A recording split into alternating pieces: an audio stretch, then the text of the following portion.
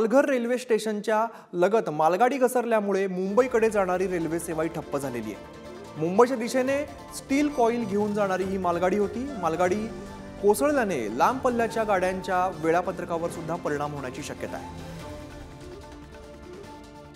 Railway स्थानकाच्या platform number 2 वरून platform number 4 कडे क्रॉसिंग करत असताना मुंबईकडे जाणारी ही जी मालगाडी आहे ती संध्याकाळी 5 वाजताच्या सुमारास घसरली।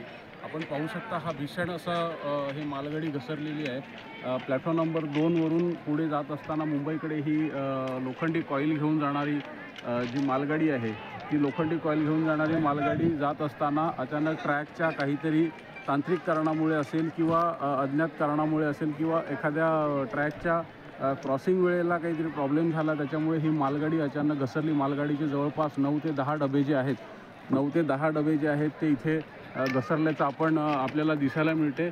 ही पडलेली जी मालगाडी त्याच्यामुळे मुंबईकडे जाणारी जी वाहतूक आहे ही पूर्णपणे स्थगित झालेली आहे। मुंबईकडे जाणारी जी वाहतूक आहे, रेल्वे वाहतूक आहे ती पूर्णपणे कोलमडलेली आहे। रेल्वे प्रशासन असेल, पोलीस प्रशासन असेल आणि सर्व प्रकारचं प्रशासन या ठिकाणी जमलेलं आणि नागरिक आणि जमलेल्या लोकांना बाजूला करण्याचं काम आणि हा मलबा कशा पद्धतीने बाजूला करता येईल हे प्रशासन आता पाहत आहे।